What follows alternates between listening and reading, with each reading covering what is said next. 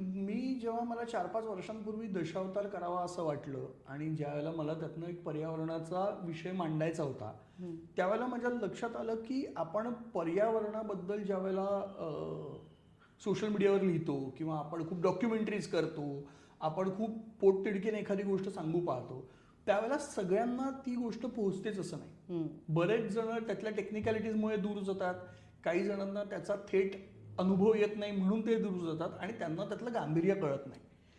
पण मला असं वाटतं की आमच्या हातात असं एक मीडियम आहे की ज्यातनं आपण एखादा विषय सिम्प्लिफाय करून त्याचं सुलभीकरण करून तो प्रेक्षकांपर्यंत पोहोचवता येऊ शकतो.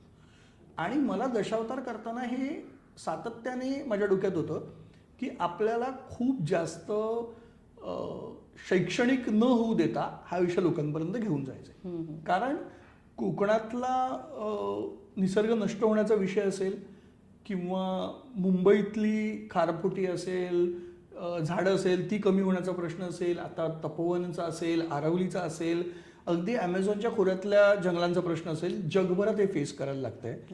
आज आपण मुंबईत आहोत आणि मुंबईची हवा किती खराब झाली आहे मधल्या काळात, किती कन्स्ट्रक्शन, धूळ, त्याचा आपल्यावर होणारा परिणाम. दिल्लीत काय दिल्लीत तर म्हणजे घडतंय भयंकरच असतं. दिल्ली भयंकर आहे. दरवर्षी भयंकर होतं आणि त्या दिल्लीतल्या भयंकर होणाऱ्या दरवर्षीच्या त्या परिस्थितीचं आपण ते 3-4 महिने चर्चा करतो, 4 महिन्यानंतर ती चर्चा बंद होते.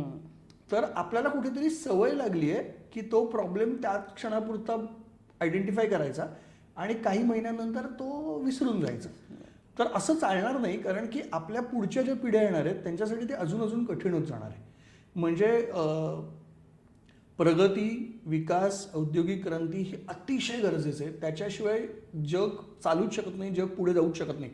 आपण वापरत असलेली प्रत्येक गोष्ट निसर्गातून आपल्याला मिळते.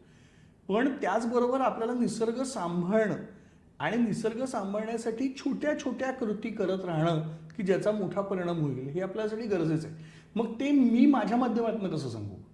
मग मला दशावतारासारखा गोष्ट सापडते ज्या गोष्टीच्या माध्यमातून मी कोकणातल्या निसर्गपूजक माणसांची सोपी गोष्ट सांगू शकतो.